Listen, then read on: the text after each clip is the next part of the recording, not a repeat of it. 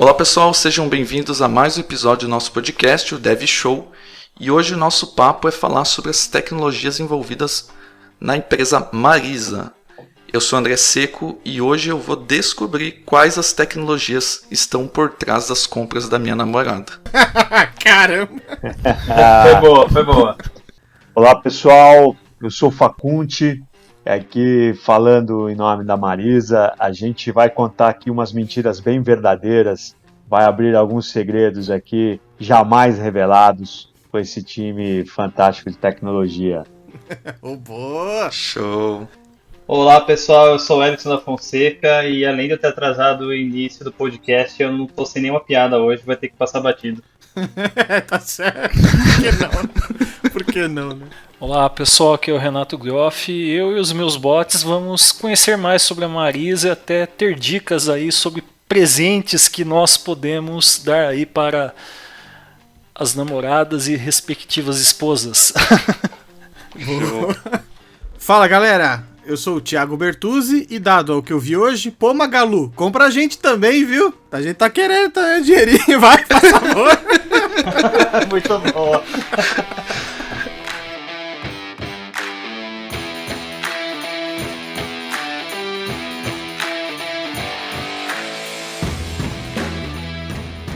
Show, pessoal! Muito bem. Para a gente iniciar nosso papo aqui, não podia ser diferente, eu teria que agradecer de antemão imensamente ao Facunti aí por disponibilizar o tempo dele para falar com a gente, né? E eu queria, antes de mais nada, pedir para ele falar um pouquinho o que ele faz na Marisa e se apresentar. Fica à vontade aí, Facunti. Pô, legal, gente. Primeiro, agradecer aqui o convite e dividir aqui com os novos dinossauros da tecnologia essa experiência. Um garoto aqui de 47 anos, 32 anos no mercado. Eu estou na Marisa há um pouco mais de quase um ano e meio. Ali o pessoal costuma falar hoje que o meu chapéu, né? Então o meu chapéu ali na Marisa é inovação. Então eu fui contratado para mudar um pouco a cultura da Marisa, um pouco não, a gente mudar a cultura da Marisa e trazer inovação para a empresa. Então meu guarda-chuva, digamos assim, de responsabilidades é justamente inovar e rápido, a gente vai falar um pouco disso, e a mudança de cultura de construção de produtos, e aí a gente está falando de produtos digitais, para esse universo feminino, é o universo da mulher, né? É o de mulher para mulher, é o que a gente tem feito na Marisa. Ó, Facunti, 47, você tá na prorrogação do primeiro tempo ainda, então tá tranquilo aí. Pois inclusive o meu boa. palestra está jogando nesse momento, claro, não no momento que vocês estão ouvindo esse podcast, mas hoje é dia de Palestra Itália, aqui mais um título para conta, vamos lá. Ou seja, quando acabarem o podcast, vocês vão saber se o Facunti depois ficou feliz ou triste, fica a dica. Aguarde. Ouça até o final. 60% do podcast hoje é palmeirense, né? Fazendo uma pequena observação, né, Bertuzzi? Olha só. Show. Bom, para quem está ouvindo a gente de alguma forma, não sei como, não conhece a Marisa, né? A empresa Marisa, não sabe com que ela trabalha, se ela tem muitas dúvidas, já ouvi o pessoal falando se é loja física, é e-commerce, o que faz, é os dois, como que eu consigo comprar e tudo mais, né? Então, se você pudesse dar um parecer aí para nós, Facunti, o que a Marisa faz e no que ela está posicionada aí no mercado? Primeiro que a Marisa, ela tem uma filosofia, que isso faz parte da nossa cultura, que é a mulher no centro. E a mulher no centro, nós aqui oferecemos para a mulher todos os canais de compra, que é justamente a mulher, ela quer comprar como e onde ela estiver. Então a gente tem ali o nosso app, que é um grande sucesso, eu falo um pouco dele lá na frente. Somos em 350 lojas, é uma das poucas lojas de varejo de moda que está distribuída em todo o Brasil. Nós temos pelo menos duas lojas por estado, mas assim, claro, né, geograficamente falando, a gente tem lojas onde a concentração econômica é mais ampla.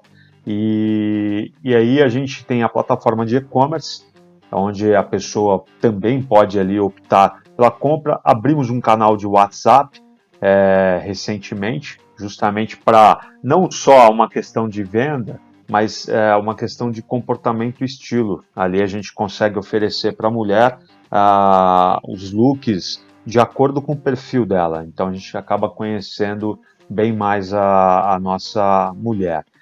Temos aqui um programa chamado Sou Sócia, onde a gente também permite que essa mulher tenha uma renda extra, né? E justamente num programa de fidelidade, ela consegue ali, através desse programa, disponibilizar para suas redes, né? Seja uma rede social, seja o WhatsApp, Telegram, alguma coisa nesse sentido, um link específico, uma conversão, ela tem uma comissão ali. E isso faz parte de um programa que a gente iniciou lá atrás. Quando eu falo lá atrás, é recente isso, que é desde a construção da cultura, né? Então a gente está falando de 1 ano e meio para cá, desde a construção da cultura até justamente a construção da plataforma da mulher. É isso que a gente está fazendo. Então nós teremos a Marisa, ela será um hub para essa mulher brasileira, onde ela vai encontrar não só aquilo que ela busca na questão de moda, mas a gente também vai cuidar da mulher. Então, quando eu falo cuidar, é cuidar verdadeiramente. Ter um canal específico para psicólogo, ter um canal específico pensando em como cuidar do corpo, e aí a gente está falando de nutricionista, a gente está falando da parte de atividades físicas, a gente está falando de cuidar da beleza, estilo e tudo mais, né? Então, é uma plataforma que está sendo criada e tem um ecossistema muito grande por trás disso. Aqui eu falei, fiz um overview muito rápido, mas ao longo do nosso bate-papo aqui, aos poucos eu vou colocando umas pílulas aí para vocês. Bacana. E hoje, qual que é a sua função, a geral, assim, dando um overview rápido pra gente aí, Facunti? Você tá lá, como você disse, o chapéu, né? Como a gente fala aqui, a cadeira, a sua posição lá. Você exatamente cuida do que lá na Marisa? Hoje a minha responsabilidade são os canais digitais. Então, eu sou responsável pelos canais digitais da Marisa.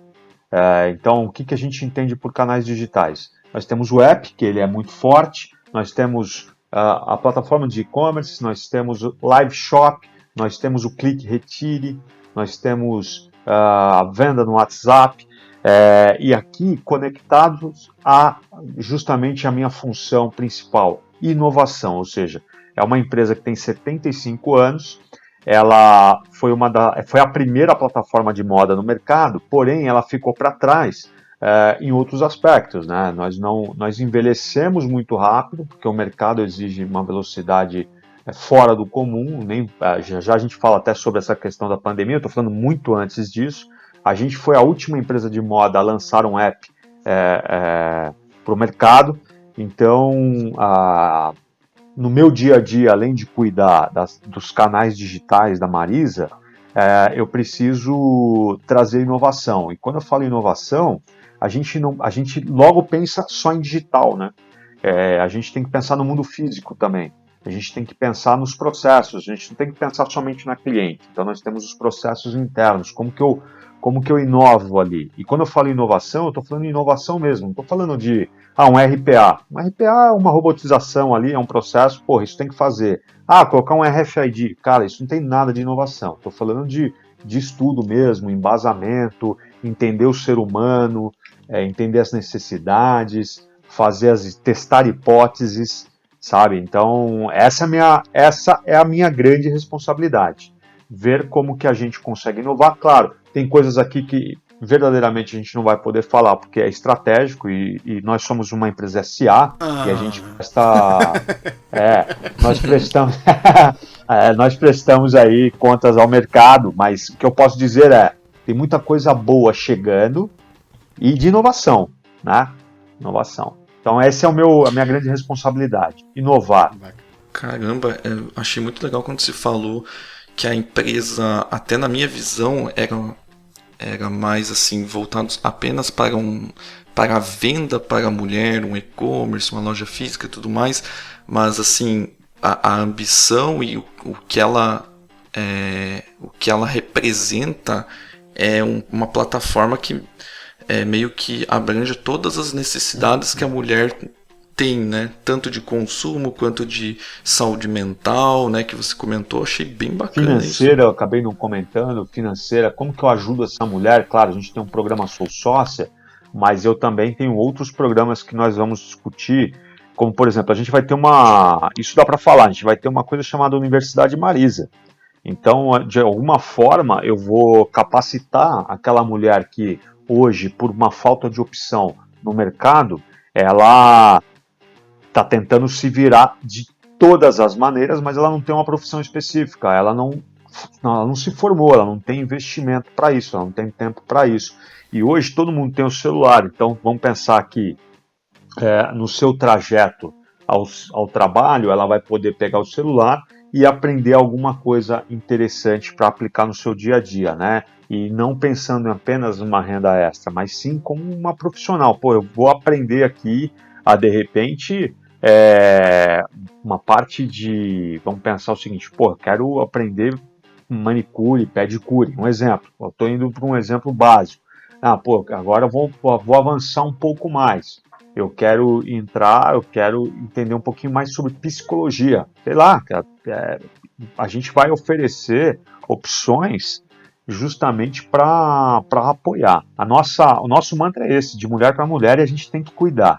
Nós temos um instituto que é um instituto que justamente cuida daquela mulher que tem um problema de câncer ali nos seios e tal, e precisa retirar o seio.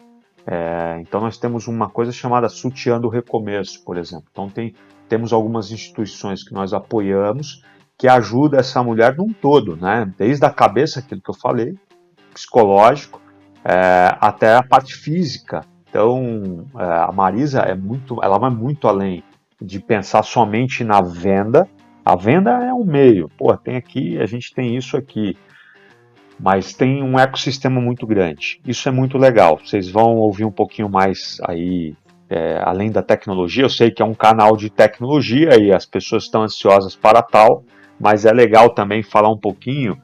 Quando a gente for falar de tecnologia, é interessante porque as pessoas vão conectar as tecnologias que nós vamos discutir aqui justamente nos produtos que estão sendo criados, na causa que está sendo apoiada, né? Sim, justamente é importante saber das motivações, né? Exato. Foi bem interessante, né? Até o André comentou isso, né? A gente muitas vezes, né? Por conta do que a gente vê de propaganda aí nos meios de comunicação, acaba tendo assim a ideia que a Marisa, no caso, né, tá restrita apenas a essa parte de vendas, né, mas deu para ver que tem aí toda uma preocupação social, uma série de programas que vocês desenvolvem, né, então é até interessante ter chamado você pro podcast, porque a gente vê que vai bem além simplesmente dessa parte de tecnologia. Hoje acho que vocês dependem muito de e-commerce com a questão da pandemia, né? Mas tem outras iniciativas aí relacionadas. O que é legal também de ver é que mais uma vez é provado que a tecnologia ela só é o meio, né? Ela só é aquilo que a gente usa para resolver, mas olha quantas coisas que o Facundo falou que a Marisa faz, assim, beleza, eles usam a tecnologia para resolver a maioria delas aí, mas olha quantas coisas aí, da onde vem as necessidades que eles mesmos descobriram, que eles mesmos olharam, que eles mesmos adaptaram em cima dos clientes deles, no caso, a maioria daí das mulheres que eles estavam mostrando, e o que isso acaba ligando e chegando no ponto que da parte da tecnologia, né? É bem legal. Pois é, eu falei sobre o câncer de mama aqui, por exemplo, né, eu dei o exemplo que é o exemplo mais terrível, né? Uma mulher é o câncer de mama, é um programa especial. E como que a tecnologia se conecta a isso? Então é um dos pontos que a gente pode falar aqui, pode explorar um pouquinho depois, né? Tem bastante coisa interessante que, sim, Marisa pensa na mulher num todo e o principal, a gente faz isso ouvindo a mulher, cara, e 70% mais, perdão, até me corrigindo aqui, mais de 70% da empresa liderança, pensando em liderança, mais de 70% da liderança na empresa é feminina. É mulher. Até o conselho, estou falando desde do conselho mesmo, você tem ali no mínimo 50% são mulheres. Você tem as diretorias, tem diretorias femininas, a gerência, alta gerência, então não estou falando somente supervisão, coordenação, não. Estou falando C-level ali, mulher. Então é uma empresa genuinamente feminina que entende e por conta disso a gente ouve não somente os nossos clientes internos, como nós ouvimos na maior parte do tempo as nossas clientes externas, né, as nossas verdadeiras clientes ali, que nos ajudam, que nos apoiam a direcionar o desenvolvimento dos produtos que nós estamos criando. A inovação vem daí. A inovação vem da necessidade, né? Hoje, para a gente entender um pouquinho, quando você vê que um produto ele é bom, é porque você não fica anotando a tecnologia que tem embarcada, né? Você não, você tem vários, a gente pode citar vários produtos aqui que são muito simples, que estão além. Eu não quero aqui cometer nenhuma gafe com amigos que estão inseridos em diferentes players aí, mas a gente pode pegar um banco lilás que surgiu no mercado aí, que dá pau num banco laranja que já está há muito tempo no mercado, tem seus problemas, mas a simplicidade, esse é o ponto que a gente costuma dizer. Cara, tem que ser simples. O negócio hoje tem que ser simples. Meu pai tem 70 e poucos anos, pilota como ninguém um celular hoje, no seu iFood. Claro, o WhatsApp, nem preciso dizer, né? A criança já nasce sabendo usar o WhatsApp, mas o UX e o UI está muito inserido nesse contexto de tecnologia para simplicidade. É isso que a gente tem feito aqui dentro. É aquela máxima, né? Mais é menos. Menos é mais, aliás. Menos é mais. Pois é, eu fui na sua e falei um Verdade. Isso é esse é mais ou menos aquele de puta, cara, deixa eu falar que pro cara parar de falar. Mas mais ou menos o Erickson é o Fogaça reverso, né? É o contrário. É o Fogaça reverso. Mas é verdade isso aí, cara. E depois a gente acho que vai chegar até tocar no assunto mais técnico, né? Que eu acho que menos é mais. Que a gente vê vários cenários aí das pessoas fazendo um over-engineer do caramba. Quando uma coisa é pra ser simples, o cara inventa 1001 coisas que acaba complicando o meio de campo aí.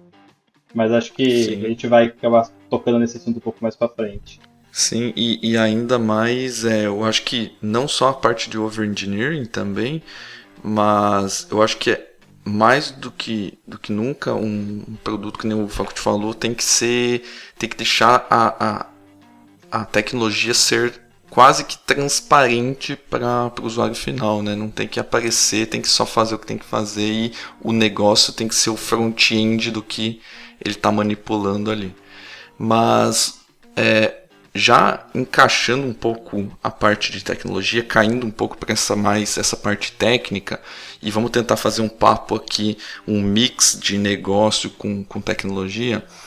A primeira coisa que eu queria questionar você, Faculte, é em relação à parte de equipe tecnológica. Boa. Então, por exemplo, quem muitas vezes pensa em trabalhar na Marisa, ou também saber de quem já trabalha lá, como que vocês estão lidando também nessa questão de pandemia, se o pessoal está presencial, se está fazendo home office, se já era assim antes. E é interessante saber também se é uma empresa que contrata no Brasil inteiro. Maravilha, ótimo. E até o espaço é bacana para falar, porque assim, eu sempre fui um grande defensor de home office, mesmo quando a gente não tinha nem nome para isso.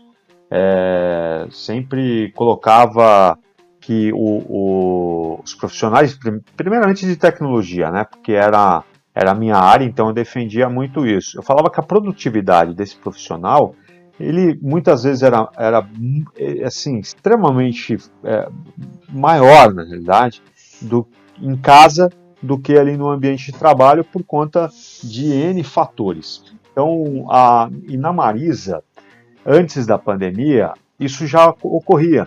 Então, já havia um home office para o pessoal de tecnologia, né? Então muita gente já trabalhava. Então eu estou falando aqui por enquanto interior de São Paulo, né? Antes da pandemia a gente não pensava em contratar um cara do norte, nordeste do país, por exemplo, do sul do país. A gente não tinha essa visão, porque em algum momento esse profissional ele tinha que ir até o que a gente chama de EC, que é o escritório central. Então, antes da pandemia já existia um home office, mas era um time ali que morava na região de São Paulo, na grande São Paulo, então facilitava muito. Chegou a pandemia, a Marisa ela se preocupa muito com a segurança do profissional, do colaborador. Isso desde o dia zero do negócio, nós tratamos isso com muita seriedade. Então, fornecemos todo tipo de equipamento de segurança, toda a questão de higiene, preparamos roteiros, falamos diariamente com esses colaboradores e hoje, respondendo a sua pergunta, sim, contratamos em todo o país, porque inclusive facilita. Vamos pensar que não é um diferencial mais. Começa por aí, né? Quem trata aqui o home office, você quando vai contratar um profissional, não, temos aqui como um diferencial home office. Porra, vai virar piada. O home deveria office ser, né, o diferencial home office. Hoje é um pré-rec. Para o profissional de tecnologia, por exemplo, é um pré-rec. Eu não estou falando nem Brasil mais. Estou falando internacional. Mesmo em grupos técnicos que você vê o pessoal divulgando vagas, né? Quando começou a pandemia, acho que todo mundo que está aqui, ou mesmo quem está ouvindo, né? No começo já tinha empresa, beleza, vamos partir para o home office, mas tinha ainda empresas um pouco reticentes quanto a isso, né? E eu notei, eu acho que vocês também, e gerou N discussões, né? O pessoal começou a falar, olha, uma empresa que a pandemia está avançando e que não se preocupa com essa questão, não dá para ser levada a sério. E isso com certeza vai comprometer não só a contratação, mas a própria imagem, né, da empresa perante o mercado, né? Renato, eu sem dúvida, cara, eu estive numa empresa, para não falar muito aqui, senão eu vou... vocês têm meu LinkedIn, possivelmente vocês vão matar a charada ali. Mas quando eu entro numa reunião de 6 horas para tratar de isso muito antes da pandemia, tá bom? Eu não estava na Marisa. Quando eu entro numa empresa, numa reunião de, cara, quase 6 horas, primeiro que não existe isso, mas sim, eram reuniões intermináveis, onde um dos temas era justamente home office. Eu tinha que mostrar para o CIO da empresa, não estou falando do CEO, estou falando do CIO mesmo, o cara que é de tecnologia, porra, o cara que é o VP de tecnologia, que o home office tem muitos benefícios, e eu tinha todas as ferramentas ali, o embasamento, cara, 30 anos de história no mercado e o caramba, e não consegui ali ter um aval, digamos assim, para que o meu time, era um time razoavelmente grande, que o meu time pudesse fazer, cara, um rodízio, olha isso, um rodízio, sempre rodízio fica um dia, não estou precisando 2, 3, 4 dias não, era um dia só, era terrível. Então assim, chegou a pandemia, todas as empresas entenderam o benefício, e o que acontece agora é o que a gente tem observado, e quando eu falo observado bate-papo com amigos que estão no mercado. É que agora as empresas elas estão surfando uma onda onde elas aproveitam ainda mais esse profissional, eles aproveitam no mau sentido, hein? Pilham de projetos, de atividades ali, onde esses profissionais ficam sobrecarregados. Entenderam que o home office o cara ganha o tempo do trajeto, aquele almoço que normalmente ele saía com um grupo de profissionais para fazer um almoço que normalmente era de 1h30 e não apenas 1 hora. Fazia aquela pausa, alguns, né, para dar aquela relaxada, respirar um ar, alguns até fumavam, poucos, mas enfim, hoje não tem nada disso, porque o volume de reuniões é tão gigante que esse cara simplesmente não consegue produzir. Então, muitas empresas estão, eu vou usar um termo pejorativo, malandramente pilhando os profissionais de tecnologia. Aqui só estou falando dos profissionais de tecnologia, com essa carga horária, com essa loucura toda, mas não estão percebendo o erro. Eles estão achando que estão conseguindo extrair mais na boa, estão extraindo bem menos do que conseguiriam. Então, aproveitando que você tocou nesse ponto aí, que eu tinha uma pergunta, então eu já vou fazer uma elaborada aqui, juntar uns temas para você, até para entender como é que vocês lidam com isso. Hoje, na empresa que eu trabalho, eu gerencio uma equipe, né?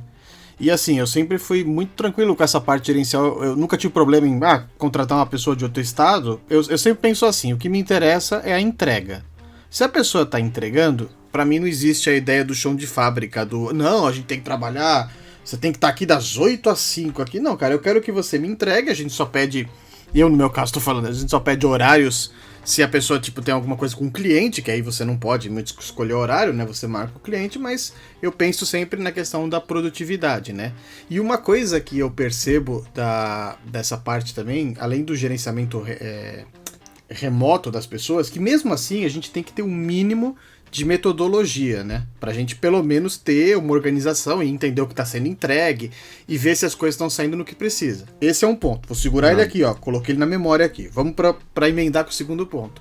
Um outro ponto que eu também me preocupo, e brincadeiras à parte, o André pode não me deixar mentir aqui que eu tô falando, é com a saúde do pessoal de trabalho em excesso, porque às vezes o cara tá em casa, e tem um exemplo aqui, que eu não vou citar nomes, né, e às vezes o cara tá 10 horas da noite, o cara tá fazendo um commit, não sei o que, e eu falo, cara, para um pouco, mano, faz suas coisas. Não, mas é que eu gosto, que eu quero adiantar aqui, não sei o que, e essa preocupação de gerenciamento, eu não tô falando aí o pessoal fala, nossa, como o Bertuzzi é bonzinho, não é pra isso não, é que eu tô falando que, exatamente puxando o que o Facunde falou, a gente tem que pensar que as pessoas que estão do outro lado não são máquinas, né?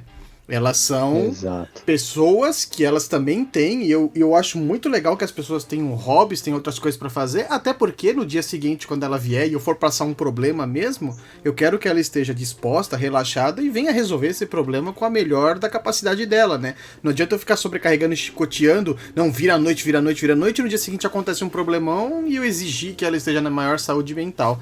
Então o que eu queria chegar pra vocês aí, que tem uma empresa enorme, assim, com várias equipes separadas, como é que vocês lidam principalmente com a metodologia e com essa parte da saúde mental? Vocês viram que mudou, assim, obviamente que mudou por causa da pandemia, mas como é que vocês, até você cuida dessa parte de metodologia, esse gerenciamento até e esse balanceamento? Cara, é para deixar a galera falar um pouco, né? Senão eu vou ficar falando de geral aqui. Não, vocês o querem que eu podcast é coloque, sobre aí. Eu quero que você fale aí, só pra mim entender as técnicas da Marisa aí. Pô, primeiro que a gente... Você hoje é a estrela do show, cara. Bacana. Não, primeiro que assim, cara, sem aqui, para não falar que nós somos perfeitos, todos nós estamos aprendendo com a pandemia e o ritmo que ela tem aí. Quem está ditando o ritmo do mundo hoje é a pandemia, né? Então até a gente entender um pouquinho esse ritmo, tivemos muitos erros. E aí eu tô falando, quando eu cito a questão de reuniões intermináveis, aquela coisa toda, no início, e quando eu falo início mesmo, março ali de 2020, a gente errou bastante. Por quê? Porque, cara, tá tudo muito... vai usar o quê? Teams, Zoom, Google Meet, Skype, não sei nem como alguém usa, desculpa gente, mas Microsoft, acaba com o Skype e vamos para Teams direto, cara. Mas enfim, né, a gente estava aprendendo um pouco. Quando nós entendemos os erros, e é isso que é aquele lance, vamos entender rápido para corrigir rápido. A gente começou a corrigir o rumo ali. Então a gente começou a colocar algumas regras, a gente tem regras que as reuniões não podem ultrapassar se a reunião tem, vamos supor, há necessidade de uma reunião de 2 horas, ok. A cada 50 minutos você tem que ter uma pausa, senão não tem reunião. Cada 50 minutos tem uma pausa. Bom, falando de time, de produtividade, de dar uma relaxada. Então, a Marisa em si, ela escreveu toda uma cartilha mostrando para os profissionais em geral, não somente tecnologia, né? Somos 9.000 colaboradores, né? Como é o nome que se dá, colaborador, mas é o funcionário ali. 9.000. mostrando como fazer, o que fazer. Esse é um ponto. Outro ponto fantástico, maravilhoso, que ajudou muita gente, inclusive a mim, esse que vos falo. A Marisa abriu um canal de 0800 mesmo, tá? Psicólogo. Gente, 100%, olha isso, freela para todo mundo. E quando eu falo todo mundo, eu estou falando do profissional Marisa, eu estou falando dos familiares da Marisa, estou falando também de alguns amigos próximos da Marisa. Esse telefone, quem ligar nesse telefone e tal, claro, a gente não pode divulgar numa rede social, senão aí acaba o psicólogo no mundo, acaba os psicólogos particulares, todo mundo vai ligar no 0800. Mas a Marisa se preocupou muito com isso. Então, tem esse canal justamente, são psicólogos, que nós fizemos aqui um acordo com uma rede de psicologia ali, justamente para atender a saúde mental do profissional. Então nós criamos um programa para isso e nós estimulamos isso, né? Isso ajudou bastante. Para não ficar muito longa a minha colocação, a gente entra na questão de metodologia, e aí a gente já encaixando um pouco mais, falando sobre tecnologia. Eu costumo dizer, cara, nas aulas, que ainda ministro, há, sei lá, 16, 17 anos que eu dou aula ali na Unip, o meu querido Marcelo Nogueira, e vez ou outra no Senac de São José do Rio Preto também, fantástico ali. Eu costumo dizer que, metodologia é estudo do método. Então você tem um direcionamento, então vamos pensar em uma metodologia ágil aqui, que é o Scrum. Pega o Scrum ali, ele é o estudo do método, você pega e você sempre adapta. Você pode seguir ali uma cartilha, seguir os ritos e tudo mais, mas você adapta isso à sua necessidade, à sua equipe, e você pluga elementos, porque é aberto, né? Desde o manifesto, eu lembro que eu era um dos poucos malucos no Brasil que falava de XP, de Extreme Program, isso em 2001. Lembro que estava no IME ali, aqui em São Paulo, quem conhece, que é o Instituto de Matemática ali e tal, na USP, falando sobre XP, cara, sabe? Programação em pares e tudo mais. Metodologia, estudo do método, ou seja, eu conecto isso às minhas necessidades. E na Marisa, o que a gente fez? Lembra que eu falei que um dos meus papéis era justamente promover uma cultura, uma inovação, uma nova cultura de criação de projetos, de produtos, de processos. Então nós tivemos que montar ali um plano onde toda a empresa e não tecnologia, e aí vocês vão entender aonde a gente vai chegar aqui, como que a gente conseguiu mostrar para a Marisa num todo como construir isso em conjunto. Então, talvez vocês aqui não passaram por isso que eu vou falar, mas uma época distante, estou falando de 20 e tantos anos atrás, 25, 28, 30 anos atrás, o profissional de tecnologia, para as pessoas, era como aquele cara que estava cheio de espinha na cara, trancado num calabouço, um óculos de 230 graus, e que não podia falar com o cara. Inclusive, o motivo da espinha a gente até sabe, mas não vai comentar aqui. Fica aí, não vamos comentar. Vamos seguir tranquilos. Imaginem, né? Continue aí, pode seguir aí, vai da criatividade da galera aqui. Mas o profissional de tecnologia era isso. E na Marisa não era diferente, gente. E eu estou falando de 2020, nós estamos falando de um mundo atual, século XXI. O profissional de tecnologia era aquele profissional intocável, era como se o cara tivesse, né, ali num Olimpo, era o cara que tinha que resolver tudo o que a empresa precisava.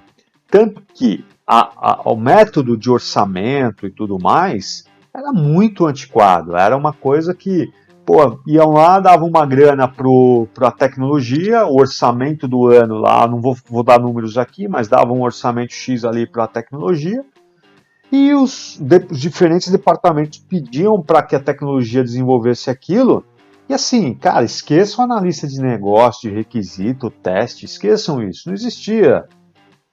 O que foi feito nós promovemos ali em conjunto, e é bom deixar muito claro isso, com os profissionais que já estavam na Marisa. Tá? Então, assim, claro, trouxemos um ou outro profissional, mas eu quero que o mérito seja todo dos profissionais que estão na Marisa, os que se encontram na Marisa. Ali haviam profissionais, acreditem em vocês, é um cara com o qual, não vou citar o nome aqui, mas, pô, o cara 34 anos de Marisa e tecnologia, 34 anos trabalhando na tecnologia, não é que o cara começou como office boy ou sei lá o que, não. O cara começou 34 anos atrás na área de tecnologia da Marisa. Então esse cara, por exemplo, foi o cara que ajudou a gente a transformar. Olha que bacana, isso é legal de ver.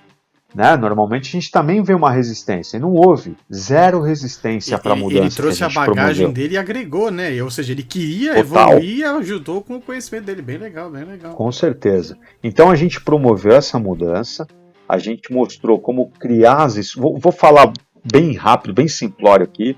Nós criamos squads, mostramos como essa squad resolve o problema, ou seja, eu vou desenvolver um produto lá, que eu tinha gente do marketing, tinha gente da logística, profissionais de tecnologia, jurídico, olha que loucura. E, cara, criaram, e tá até hoje lá a Square, criaram o seu produto, o seu processo, seja lá o que for, e continua. Ah, pediram amém pro diretor? Nada. Pro gerente? Nada. Tudo foi resolvido ali. Sabe? Demoraram um tempinho, mas quando eu falo um tempinho, na boa, foram 3 meses, pô. 3 meses é pouco tempo. E, claro, parte disso por conta da pandemia, né? Tivemos que acelerar muita coisa. Então a gente resolveu, sabe quando isso também se deve muito ao presidente, que ele ouça isso e eu tenho um aumento na sequência desse podcast. Mas assim, isso se deve muito ao presidente. Fica a dica, Fica a dica, ô Pimentel, fica a dica aí, hein? Não, se deve muito a justamente eu brinco que é o presidente, mas a esse corpo executivo que está na Marisa, esse corpo atual, estou falando do conselho também, estou falando de presidente, vice-presidente, diretoria e tal, que justamente são os padrinhos de tudo isso. Porque se o negócio não vem de cima, mesmo a gente construindo uma cultura, cara, não vai. São 9 mil colaboradores que a gente tem que mostrar como fazer. E quando esses padrinhos colocam isso na pauta, você consegue vender muito bem. Então isso ajudou muito. Foi muito no automático. Eu gostei muito dessa experiência. Então hoje a gente tem... Eu falei num modo genérico, tá, gente? Não falei especificamente do stack de tecnologia aqui. Eu falei justamente como hoje nós tocamos os nossos projetos, produtos e etc. Então hoje a verba, o orçamento, ele não está mais em TI. Orçamento de TI, sim, tal, para aquele... Pô, o que eu tenho de orçamento de TI? Tô falando de orçamento, tô falando de OPEX aqui, não tô falando de... preciso pagar a AWS, Azure e o cacete. Não, beleza, isso aí é uma coisa. Tô falando de investimento. O que verdadeiramente eu vou ter de grana para investir em tecnologia? Porra, preciso desenvolver um produto assim, assado e cozido para tecnologia, enfim, isso é uma coisa. Agora, as outras áreas é que tem o orçamento e elas, de forma estratégica, agora sim, elas sabem utilizar esse orçamento que está na mão delas para utilizar ali na tecnologia, e tecnologia entra como um provedor, entra como um parceiro. Imagina que ela entra como a área de tecnologia entra como um parceiro de negócio. Então, todo projeto que aquela área precisa desenvolver, ela sabe que ela vai precisar fornecer 1, 2, 3 profissionais para entrar numa squad. Isso já está claro para a empresa. E isso é muito legal. Sacou? Ô Facunti, aproveitando até que você citou aí umas palavrinhas chaves aí bem legais que o pessoal tem, com toda certeza quem tá escutando aqui o Dev Show, eles vão ter curiosidade em saber aí, você acabou falando AWS e Azure, e talvez seja uma curiosidade do pessoal, como é que é uma infraestrutura assim, até onde você pode falar, obviamente, aí, né, para sustentar um e-commerce desse tamanho aí? Vocês têm parte na nuvem, vocês têm coisa on-prime, vocês têm multi-cloud, porque você falou a Azure e a AWS, como é que funciona essa parte interna assim da infraestrutura de vocês, assim, de uma empresa tão grande assim como a Marisa? Cara, eu não tenho a menor ideia como funciona, mas eu vou mentir um pouco para vocês aqui.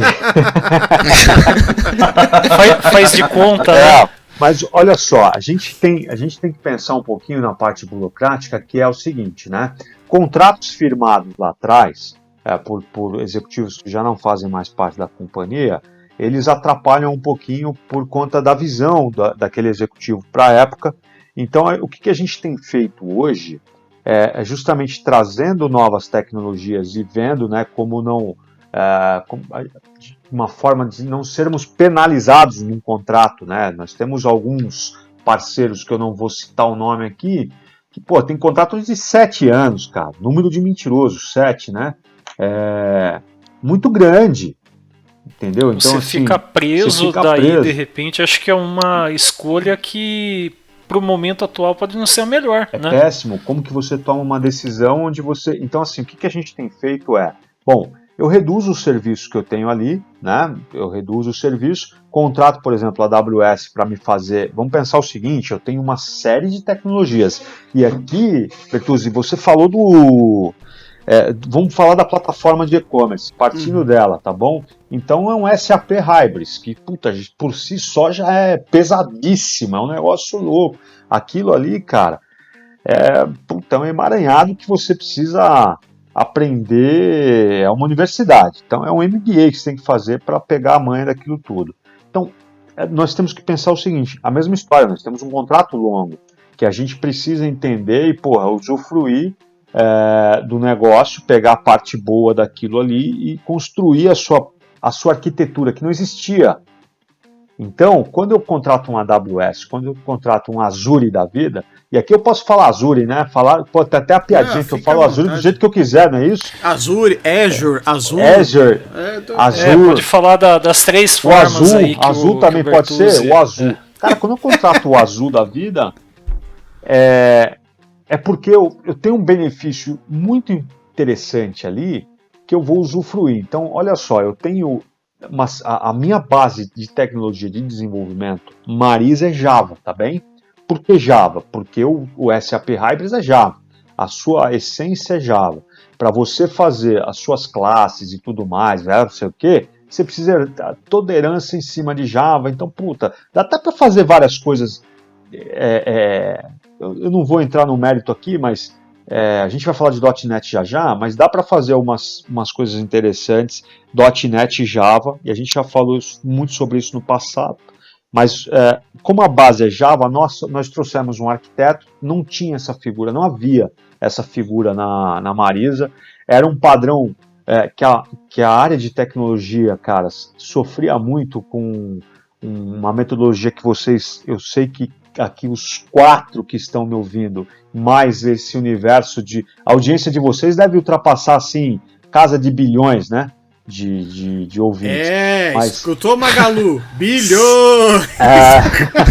Tenho certeza... Fica a dica também para investir. Tenho certeza que uma grande parte vai se identificar com o que eu vou falar, que é a metodologia comumente utilizada aí no mercado, que é o Go Horse. Então, cara, o Go Horse na Marisa era muito forte, sabe? Era muito louco o negócio. Então, faz de qualquer jeito, o negócio vai sair assim. Os times não se falavam, é inacreditável, mas os times não se falavam. Estou falando de time de tecnologia aqui.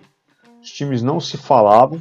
O cara de banco de dados, não tinha a menor ideia quem era o cara que estava fazendo ali uma API, ali, um microserviço, né? Então, a gente vai falar disso também. Os caras não se falavam, cara, isso é inacreditável. Então, nós trouxemos um arquiteto, começamos a desenhar. Eu tenho aqui na bagagem, justamente, eu gosto muito desse mundo, então fui arquiteto da Saraiva há um grande tempo, e aí eu coloquei um pouquinho da minha experiência nesse desenho também. Trouxemos gente boa de mercado, pessoas que eu conheço aí, para ajudar a gente a escrever tudo isso. Então, escrito em Java, ali a gente tendo que utilizar a AWS, questões contratuais, e aí a gente entra, por ter um ecossistema muito grande, nós temos uma coisa que está muito séria dentro da Marisa, que é muito séria e muito forte, que é o cartão Marisa, né? Que é o cartão Marisa PL, que é o White Label Marisa ali, e esse cara roda sobre .NET. Olha a importância que a gente tem. Então, para esse, a gente foi para o Azure. Então, todos os serviços do cartão Marisa estão no Azure. Então, desde uma consulta de saldo, pensa que o cartão Marisa ele é utilizado ali no PDV Marisa, ele é utilizado no e-commerce, ele é utilizado todo o ecossistema Marisa, no app, e a gente faz esse consumo das APIs, e um dado muito importante, esse eu posso dar, esse cartão Marisa, pensando Marisa, somente Marisa, claro, a gente tem uma utilização beirando os 50%. Então, pensa o seguinte, toda transação Marisa, cara, 50% trafega em .NET. Perceberam que loucura? Legal. 50% trafega em .NET. E aí eu estou falando de 350 lojas, estou falando de 5 bilhões de faturamento. É 50% de muita coisa trafega. De muita coisa. Você falou desse cartão, né? Creio que as usuárias dos serviços, dos produtos da Marisa acabam adquirindo esse cartão, né? Vocês devem oferecer promoções, então tem um alcance gigantesco, né? Tem gente de todo o Brasil aí envolvida, né? É muito grande, a gente está digitalizando esse cartão, então ele vai passar por o que a gente chama de fase 3 desse cartão, que é a digitalização dele. Pensa que é um cartão que ele surgiu ali na década de 80, tá bom? Olha isso, tá, gente? Década de 80. É um cartão que a segurança dele era quase nula, então ele foi sofrendo mutações, digamos assim, e a gente está agora numa fase onde a gente vai digitalizar todo o cartão, ou seja, a cliente, ela, para usar o cartão dela, entre aspas, muitas aspas aí, ela vai ter o app Marisa, que ela já está ali, e o cartão já está no app, já está inserido no app, mas toda transação que ela vai fazer, basta conectar no app e fazer a sua compra. Se ela está numa loja física Marisa, vai ter o QR Code ali, bateu no QR Code já era, consegui fazer uma transação. Vai ter uma questão de biometria facial, isso é aberto, então a gente já está, esse trabalho já iniciou há um bom tempo. E aqui eu posso dar um universo para vocês. A gente está falando de um número bem baixo. Nós estamos falando de 8 milhões de clientes. 8 milhões de mulheres que têm o cartão Marisa em suas mãos. E dessas 8 milhões, a gente deve ter aí em torno já de 40% com a biometria facial. Então temos uma jornada grande pela frente.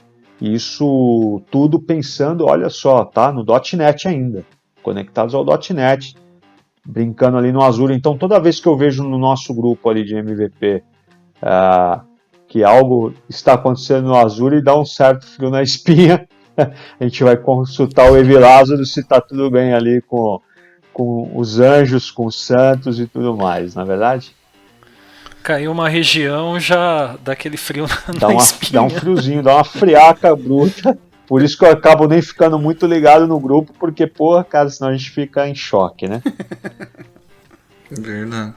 E aproveitando que você falou na questão do tamanho que a Marisa tem hoje, a quantidade de clientes, o faturamento que você mencionou aí, que é gigantesco, eu fico imaginando aqui, sempre quando a gente fala de e-commerce, a primeira coisa que me vem na cabeça é como que esse e-commerce lida quando tem um volume inesperado.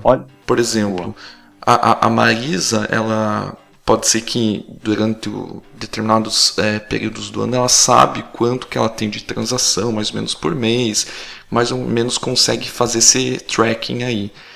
Só que o que me vem à cabeça é o seguinte, e quando você tem uma Black Friday?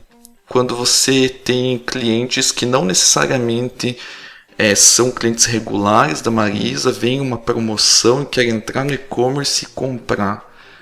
Como que é o trâmite de tecnologia? Como que vocês se preparam tanto em termos de estratégia quanto parte tecnológica para uma Black Friday? Isso eu fico muito interessado em saber. Cara, primeiro assim, olha só, eu sou um cara que a galera que me conhece aqui, o Renato me conhece, como vocês mesmos citaram, ele tem um pouco mais de 65 anos, então ele me conhece apenas... Só de carreira, né? Só de carreira. O detalhe é que eu fiz até um curso de Delphi com você. Eu ia citar isso. Eu estou no banheiro ali fazendo o meu número 1, tranquilo.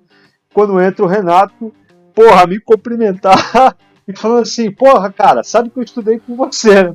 Cara, vai um bom lugar. Só fazer uma ressalva, foi um cumprimento de voz, né? Não houve nenhum contato físico.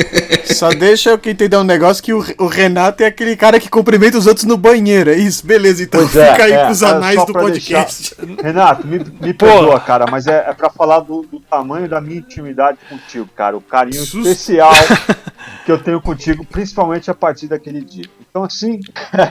E até falando sobre futebol, né? Sim, começou o podcast, Sim, né? sim, cara. E falando nisso, olha só que curioso, né? Há muito tempo, cara, e assim, porra, Black Friday eu estava na Saraiva, e eu tenho orgulho de dizer o seguinte, enquanto eu estava na Saraiva, não caímos, porque é inadmissível, naquela época não se falava em cloud, mas, pô, já tinha CDN, né? Então você precisava entender exatamente o que você fazia para o soldado. Na Marisa, antes de eu entrar, tem um colega de vocês, que é o Ramon Durães, ele, pô, saudoso Ramon, vou mandar um salve pro Ramon aqui. O Ramon, cara, ele fez um trabalho na Marisa em 2016, 2017, se eu não me engano, justamente ele foi apagar um incêndio de Black Friday, e fez um belíssimo trabalho, ele é, porra, maravilhoso, salvou a lavoura naquele ano, tá? Até conversamos sobre isso lá atrás. Trazendo para a época presente, é inadmissível mesmo, que quando eu vejo, eu fico triste, hein? Eu não fico feliz, por exemplo, quando eu vejo um concorrente caindo. Sabe por que eu não fico feliz? Primeiro porque são pessoas que estão lá do outro lado. Não é um PJ. Não é um robô, são pessoas que estão lá do outro lado. Eu tenho colegas, eu tenho amigos lá do outro lado. E aí eu fico impressionado. Isso que você comentou até, né? Eu vi o Fábio Rara também comentar sobre isso, né? Às vezes assim, você trabalha com nuvem, por exemplo, né? Sei lá, você trabalha com Azure, caiu a Google Cloud e a AWS. Tem gente que festeja em redes sociais, mas espera aí. Isso você está jogando contra o mercado de nuvem. Pois é. Tipo, você está minando a confiança. Eu acho que no caso de vocês também, né, de repente, assim, você falou, tem a questão da pessoa, né? Então, poxa, os caras vão estar numa baita pressão, apagar incêndio, e acho que até pelo segmento de e-commerce mesmo, porque assim, a gente vê cada vez mais crescendo e-commerce, mas eu moro numa cidade do interior e mesmo na capital tem gente que é muito resistente à compra pela internet ainda, sim, né? Sim. Em 2021. Exatamente, né? Olha o tamanho de oportunidade, né? E seguindo esse número, cara, olha só, né? Primeiro eu precisei traçar essa linha do tempo, falando primeiro que eu conheço o Renato há 75 anos, o cara veio me relembrar num banheiro bacana, parabéns. É só para falar há quanto tempo nos conhecemos. Show de bola. O cara fez um curso de Delphi comigo, coitado. Ainda bem que alguma coisa você aprendeu naquele curso, né, cara? Espero que... Sim, como conversar com os outros no banheiro, né? Então, foi interessante porque... Foi falado, acho que do InfraWeb, né? Aquilo lá foi um bom ponto de partida, né? Porque meses depois eu comecei a trabalhar com .NET. Parabéns, hein, cara. Sabe a decisão. Mas eu adoro o Delphi, e o Delphi deu pau em muita gente aqui no Brasil. A gente pode ter um podcast só disso. E Saraiva provou isso. Eu fiz em ISAP que o ASP.NET, que, né, tinha lá, tem o módulo ISAP do ASP.NET. O ASP.NET não chegava a 30% de performance do que o Delphi ISAP entregava. Era uma loucura, mas isso lá, tô falando de aí, meados de 2003, tá? E aí, gente, como é que em pleno 2021, mas vamos falar de 20, né? Black Friday foi em 20. Como em pleno 2020, os arquitetos, eles não planejam. Quando você fala, vou fazer uma analogia aqui, André, bem rápida, cara. Eu costumo dizer isso para os alunos também, tá? Cara, você vai a um restaurante, tá bom? Aquele restaurante, ele tem X mesas ali. É uma analogia rápida, tá bom? Então ele tem 50 mesas. Cara, quando eu ouço de um garçom, cara, o seu prato não tá saindo porque hoje tá muito lotado. Ué, mas espera aí. Não tem 50 mesas? Eles não se... A empresa, não, aquele restaurante não se prepara, então, para atender as 50 mesas? Então tá errado. Então, aqui está muito errado.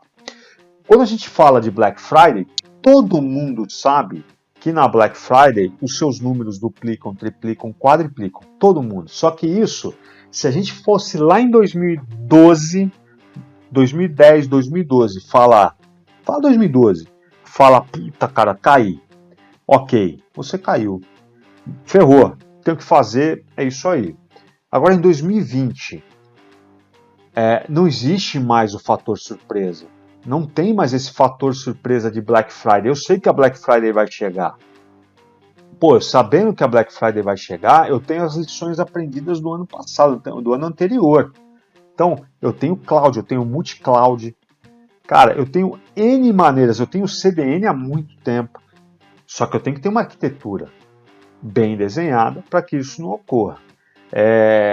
E aí, falando de Marisa, vamos pensar o seguinte, eu tenho uma CDN que é Asion, que aqui eu posso falar abertamente, é um parceiraço. A Asion para nós cara, eu costumo dividir a Asion ali, a gente tem pontos em tudo que é lugar do Brasil, do mundo, então, cara, enquanto isso que eu não admito também, a galera tirar barata, os caras lá da empresa tal estão fora porque caiu a AWS. Cara, isso é ruim pra cacete, eu também tenho um serviço na AWS, deixa eu ver o que eu vou sofrer aqui. E aí a gente tem que pensar na redundância. Porra, você tem que pensar no multi-cloud, você tem que pensar eu vou falar de BB Store, cara. BB Store é uma empresa pequenininha que faturava 75 milhões, onde eu era CTO.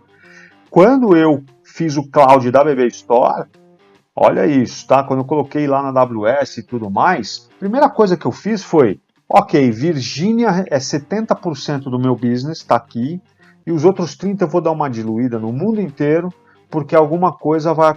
eu preciso ter isso, então, distribuir. Não sei se vocês lembram do caso quando rompeu o cabo marítimo América. Lembram disso? Foi acho que 2018. Vocês estavam... Eu acho que eu lembro. Cara, rompeu o cabo marítimo.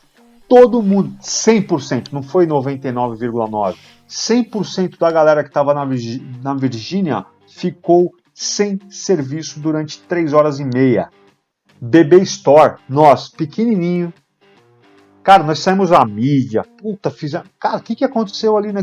Porra, simplesmente eu distribuí todo o meu negócio, 30%, inclusive, pago mais caro por isso, né? Vocês sabem disso? Eu pago mais caro por isso. Mas é um mais caro que eu durmo, cara. Tá distribuído isso para mim. Então, assim, eu tenho um servidor que tava na Ásia, eu tinha um servidor que tava em São Paulo, eu tinha um servidor... É caro pra cacete. Só que é o seguinte, eu tenho que dimensionar bem, eu tenho que fazer um estudo legal. Então, caras, na boa. E aqui eu tô falando só do cloud, né? Porque aí vem o peso em cima de banco de dados. Como que eu distribuo isso também no transacional, né? Como que eu faço com uma porrada? Olha só, eu não quero simplificar o negócio, mas eu posso trazer um dado muito importante para vocês. O nosso recorde de Black Friday era 2019, tá bom? 2019 era o recorde de acesso, de faturamento, de tudo mais. 2020, a gente simplesmente... Tô falando de 2020. Em abril de 20, já estava a pandemia, não estava? Estava rolando a pandemia. Abril de 2020, recorde Black Friday de 19, certo? Abril de 20, a gente bateu um novo recorde. Alguém estava preparado na pandemia? Alguém estava preparado para um volume gigantesco em abril? Ninguém estava. Estou falando de digital, estou falando de e-commerce aqui. Agora vamos imaginar que abril, e esse dado eu compartilho com o maior prazer com vocês. Volume de acesso, gente. Estou falando de volume de acesso. Anotem esse número aqui, porque mentiroso gosta de dar detalhe. Porque quando o cara está dando muito detalhe é porque está mentindo pra cacete. Vou chamar o cara do Metaforando aqui pro podcast lá, o Vitor. O não minta pra mim, né? Também. Tem o não minta pra mim, que é bom pra caramba também. Cara, mas mais de 200% em abril. De volume de tráfego de novembro novembro de 19, que era o recorde, né? Black Friday. Tô falando de mais de 200% de tráfego. Cara, abril. Puta que pariu, que loucura. Caiu. Sabe, o nosso servidor, claro, né? Ali, vocês conhecem bem. Cara, tava em 50%. A capacidade dos nossos servidores. Banco de dados, 30%. Por quê? arquitetura. O meu transacional é leve. E aquilo que verdadeiramente o cliente passa mais tempo é navegando, tá certo? Então, assim, tá bom, eu tenho que tornar leve o transacional, porque o resto, cara, a CDN que segura. E aí aquilo que a CDN não segurar, o meu cloud vai segurar. Então eu tenho que ter a redundância. Então eu vou ter um serviço específico ali na AWS, por exemplo, que se a minha CDN ferra, eu tenho da AWS que me garante também. Então eu tenho que pensar nessas redundâncias, né? Dei o dado de abril. Aí, porra, o nosso recorde era abril. Cara, veio maio. Maio é o quê? Vocês, pô, se vocês não souberem que tem em maio, eu vou puxar a orelha de vocês, hein? O que tem em maio de sazonalidade legal pro varejo? Dia das Dia Mães. Dia das Mães, né? cara, obrigado. Aí, Marisa, de mulher para mulher. Cara, pensa que maio é uma das nossas melhores vendas do ano, tá certo? Porque cada varejo tem a sua sazonalidade pesada, além da Sim. Black Friday, que é geral, cada um tem a sua. Porra, ReHap é dia das crianças, né? Marisa, dia das mães. Porra, é ferradíssimo o dia das mães. Cara, dia das mães, a gente ultrapassou abril em mais de 100%. 110, 120% nós passamos abril. Bom, chegamos ao final, ó, chegamos a um Black Friday, então, todo mês não, perdão, foi o que a gente falou aqui, todo dia era um Black Friday. Acho que no fim das contas, quando começou a pandemia e teve aí algumas medidas aí para diminuir a circulação, teve fechamento do comércio, como você falou, na prática vocês experimentaram várias Black Fridays, né, em cenários mais críticos do que vocês já estavam até acostumados, Exatamente. né? Exatamente. Então, exatamente mais crítico. Primeiro porque não estávamos preparados para aquele mês ser uma espécie de Black Friday. Mas, no mês seguinte, concordam que aí a gente já estava com o cenário. Né? Então, a gente teve que melhorar todo o processo. A gente teve que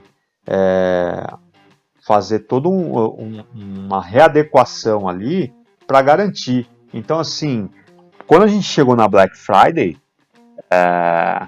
que, pô, realmente a Black Friday de 2020 foi arrasadora, foi um negócio absurdo.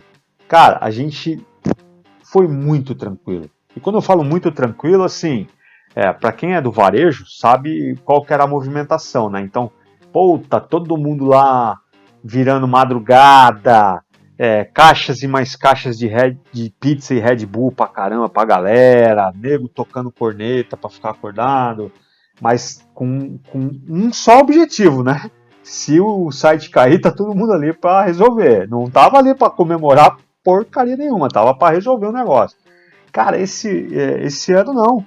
Esse ano foi descontraído. 10 horas da. 10 horas. Cara, meu primeiro Black Friday em anos, que 10 e meia da noite eu tava dormindo.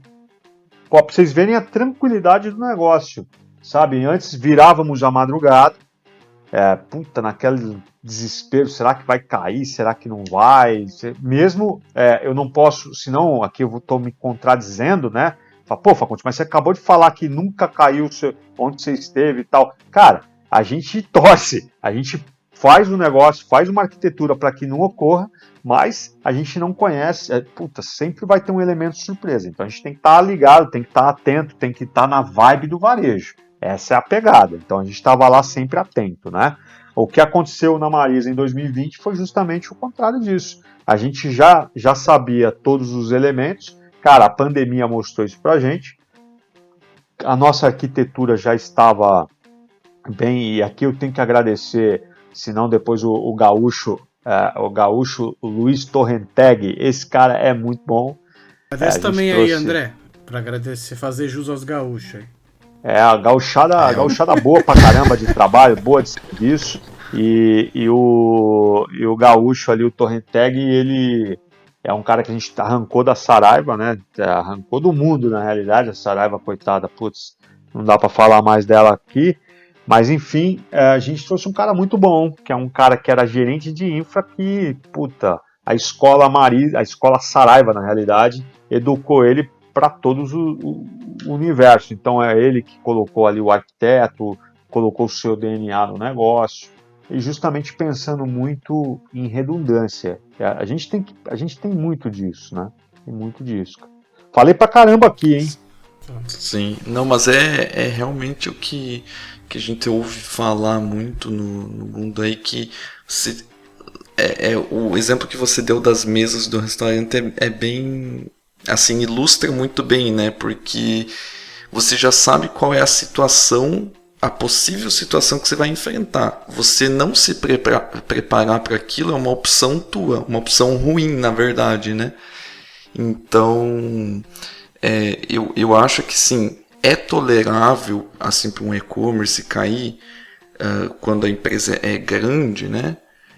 Apenas quando é algo totalmente inesperado. Como se falou da pandemia. A gente nunca, aí nas últimas décadas, não teve uma pandemia assim que teve uma migração para digital muito rápido.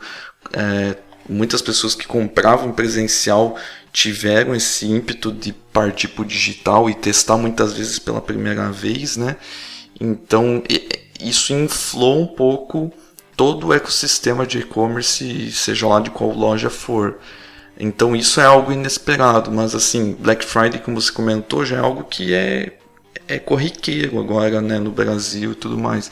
Então você tem como coletar, se você tem uma instrumentação boa na tua aplicação, e rodou a primeira Black Friday da vida do teu e-commerce, se está instrumentado com boas ferramentas, você tem como coletar feedback, coletar insights do que aconteceu, para que na próxima você esteja mais pronto, ainda mais, né, para aquela situação. E o que a gente vê geralmente o pessoal fazendo ou baseado nos insights que foram coletados, fazer um provisionamento de infra sazonal, né? Você ir lá e provisionar na mão mesmo essas máquinas. E quando digo na mão, não é ir lá clique por clique, é através de automações que a gente tem na nuvem, né? Mas você deliberadamente faz essa escolha de escalar mais servidores, escalar mais a tua infraestrutura, sendo que para um caso onde você não está esperando, você ficaria um pouco refém de ter uma estrutura um pouco mais elástica, um auto scale configurado. Seria um único jeito assim para você não cair se você tivesse um bombardeio muito rápido. Perfeito. E o pessoal aí que é de Azure, MVP de Azure, Ericsson e o Renato podem falar bem dessa parte de escalabilidade também. Não, com certeza. E eu queria fazer uma pergunta para o Facunde, assim. Você deu exemplo que mesmo fora da Black Friday teve um pico e conseguiu tudo funcionar perfeitamente. Eu nem sei se essa pergunta vai fazer sentido, mas eu vou fazer essa resposta se tiver sentido. Eu creio, obviamente, que imagino que tem uma pré-preparação para o período de Black Friday. Quanto tempo vocês já começam a levantar a bandeira? Tipo, sei lá, 1 mês, 2, 3, no começo do ano? Acabou uma Black Friday, vocês já levantam a bandeira e já começam a planejar a próxima? Tem um especial assim? Eu desconfio que acabou, eles já estão planejando alguma legal, coisa. Né? Cara, tem o que a gente chama de playbook, né? Que facilita muito, porque são as áreas envolvidas. E é legal ter um playbook porque você... Então vamos pensar o seguinte, tá? A Black Friday, ela tem... Vou falar do varejo de moda. Ele tem uma diferença um pouco...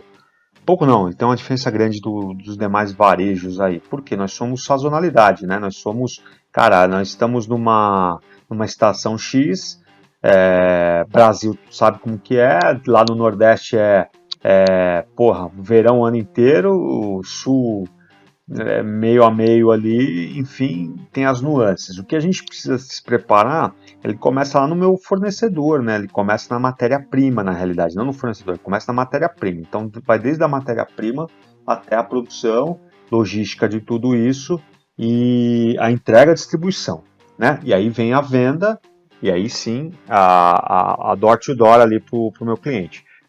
Quando a gente fala em Black Friday, a gente só está pensando na venda lá.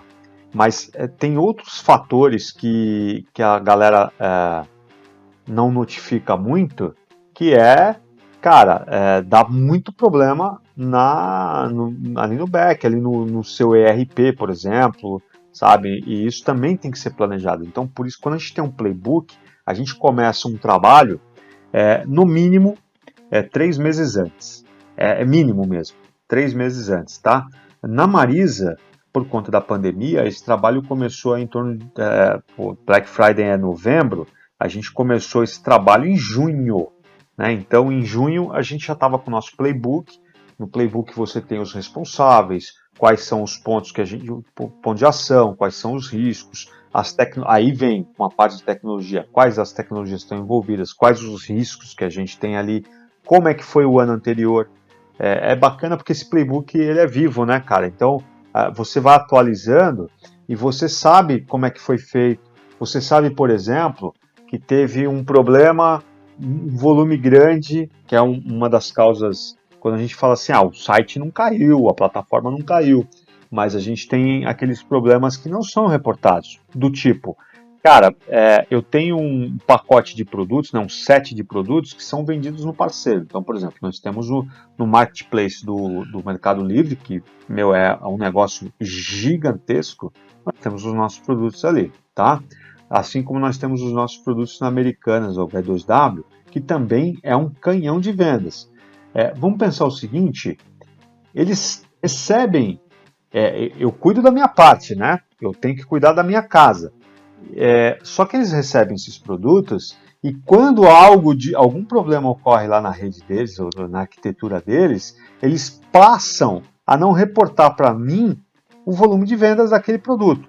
Olha que loucura que pode acontecer, né? Digamos que eles vendem, nós temos aqui alguns campeões de venda, então, eu tenho uma calça jeans aqui, cara, que eu vendo muito. Então, eu sei que eu vendo muito, eu vou ter 50 mil peças para Black Friday, por exemplo. Chutando pouco, tá? 50 mil, só para não dar pro fornecedor de mão beijada aqui o volume de peças que eu vendo dessa peça específica. Mas, cara, vamos imaginar que eu digo pro Mercado Livre que eu tenho essas 50 mil peças, eu digo para o B2W que eu tenho essas 50 mil peças.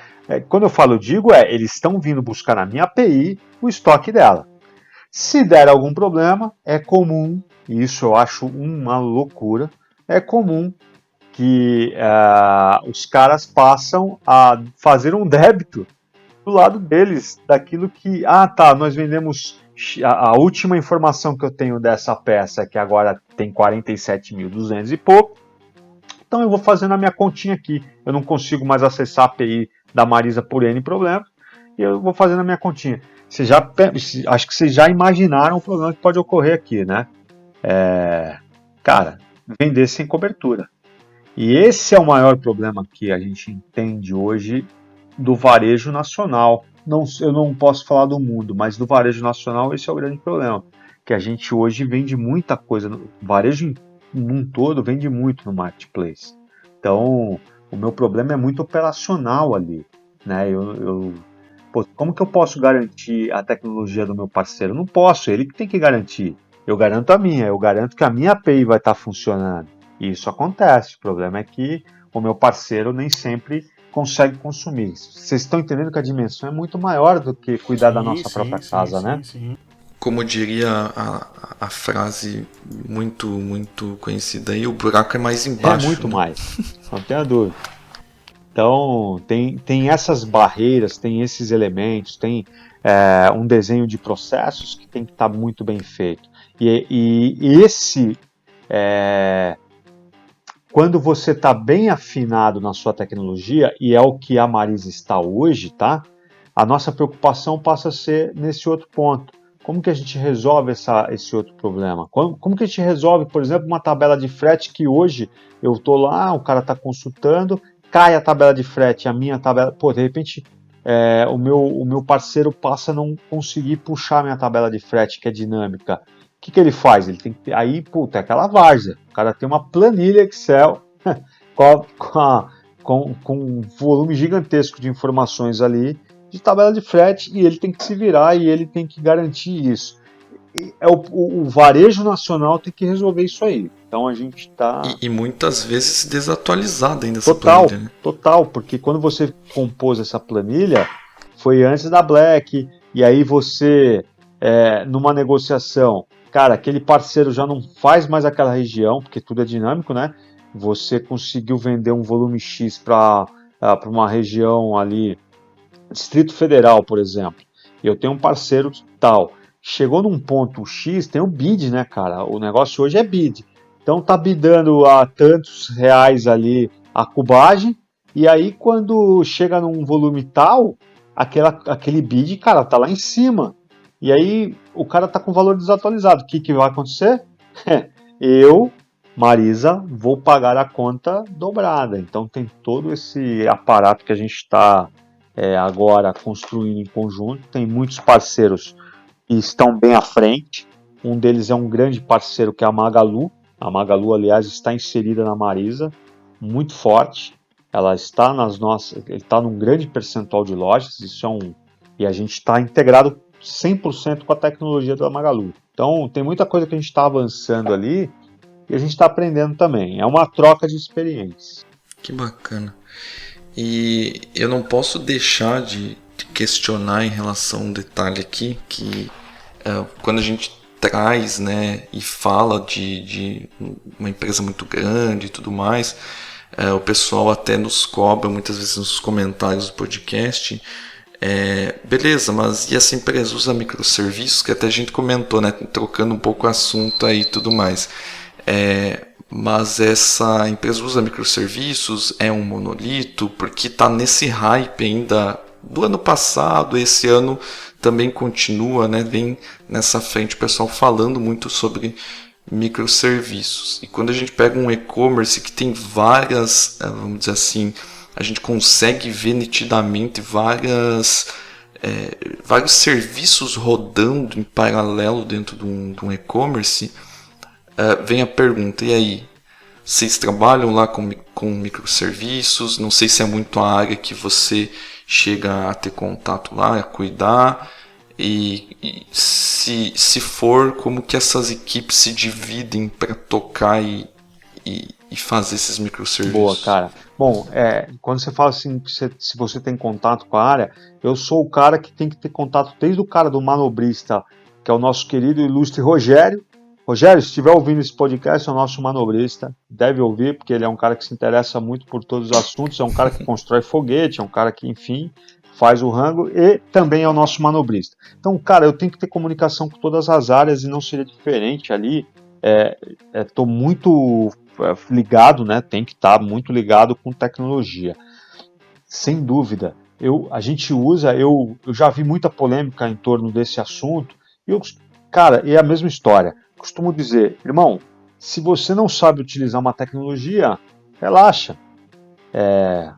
Ou aprende um pouco mais sobre ela e vê onde você consegue aplicar. Para nós, para a nossa arquitetura, microserviços é interessante. A maneira com que a gente sabe, e detalhe, quando a gente fala interessante, primeiro por conta da expertise do time, né? Então o time está muito maduro para entender que esse pacote, essa arquitetura, ela vai trabalhar e ela é adequada para isso. Então sim, nós temos ali microserviços pensando na arquitetura principal escrito em Java, lembrando do cartão que são 8 milhões de clientes, uma arquitetura escrita em .NET que também tem microserviços rodando para tudo que é lado. Vamos lembrar que nós temos 350 lojas, olha esse número, então 350 lojas, quase 5 mil PDVs rodando e cerca aí, esqueçam a pandemia, né?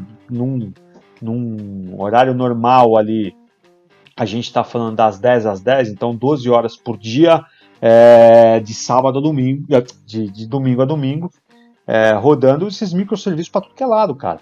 E aí você fala assim, vocês têm problemas com o microserviço? Não, com o microserviço não, eu tenho problema com rede, eu tenho problema com telecom. O meu maior problema, o meu maior débito técnico hoje é telecom. Esse é o meu maior débito técnico. Por quê? Porque a arquitetura está tão bem escrita que tudo que vai ser alterado, tudo que vai ser inserido, que é aquilo que a gente escala, ela é bem discutida. Quando a gente fala que eu não tenho problemas, eu estou falando que eu não tenho problema operacional ali. Eu posso ter os bugs que são comuns, tá bom? Que são resolvidos a cada sprint, às vezes tem uma sprint emergencial. Um dado interessante para vocês, numa reunião executiva, estou falando de reunião executiva. Gente, até 2019 o termo rollback na companhia virou piada, porque o rollback acontecia 2-3 vezes por dia. Em 2020 nós fizemos 2020 nós fizemos 2 rollbacks. 2020 nós fizemos 2 rollbacks. 2019 a gente tinha 2 rollbacks dia. E aqui é impressionante, tá? Esse dado é impressionante. Por quê? Cara, a gente segue o livro. Tem que seguir padrões de desenvolvimento, tem metodologia para isso, é uma ciência. A gente não pode ser uma várzea. O negócio tem que ser sério, porra. Então, assim, tem os bugs? É claro que tem os bugs. Tem coisas que você... cenários e hipóteses que você não testou. Passa. Somos seres humanos. E isso são corrigidos, como eu falei, ou sprint emergencial. Isso, na boa, faz tempo também que eu não vejo uma sprint emergencial. E tem as nossas sprints a cada 15 dias, de tudo que vocês possam imaginar. Então, desde esses serviços que aí são os microserviços em Java, em .NET, até mesmo do app, que tem uma esteira legal aí, tem uma squad bem interessante, rodando sobre React Native para iOS e Android. Aí, Bertuzzi, que é a tua área aí de mobile aí. A parte de vocês de mobile aí, Emerson, se você quiser comentar um pouquinho aí as tecnologias que vocês usam. Cara, o Emerson, bicho, se eu tô devendo alguma coisa pra você, eu vou assinar um cheque agora, o cheque. O último cara que me chamou de Emerson foi o gerente do banco, que eu tava devendo muita coisa. O Serasa, acho que o Serasa também devia estar ruim ali o nome. Aquele negócio quando você é criança, né, que a sua mãe te chama. Minha mãe, meu pai, né? Porra, meu pai, quando eu ver, Emerson, puta, meu pai italianão, meu, puta, quando ele dá uns gritos é terrível. Pode ser que, viu, pode ser que você tá devendo algo pra mim, quem está escutando nunca saberá. Com certeza, exatamente, eu acho que sim, viu, cara. A gente tem um stack bem interessante ali, e aqui eu já abro para vocês um negócio importante, que é o quê? É um parceiro, é um fornecedor externo, né? Então eu tenho fornecedores externos que fazem sentido. Então o meu stack do app é totalmente externo. O UX UI que está nessa esteira é externo. Cara, tem uma galera genial de Santa Catarina, a Sparta, os caras são muito bons, que desenvolvem em React Native. A gente tem ali o Firebase e tem uma série de coisas plugadas, né? É um negócio bem sério, mas o não menos importante, o nosso UX UI, que é a Amori, que faz. Puta, a Amori é uma agência genial aqui de São Paulo. Cara, eles fazem um trabalho bárbaro no negócio. Eles tornaram... É o UX UI geral da Marisa, tá? Tudo que a gente... Então, isso é muito sério. A gente tá falando de mobile, mas a gente tem que falar de usabilidade. Falou em mobile, tá falando em usabilidade. Quando a gente fala em usabilidade, a gente tem que falar na usabilidade num todo, né? Porque a cliente Marisa é única. E ela precisa... navegar muito bem no físico, no digital, em todos os pontos aí. E a gente tem feito um trabalho interessante. Então, a tecnologia é React Native, tem o Firebase rodando por trás ali, Crashlytics para ajudar a gente a pegar muita coisa.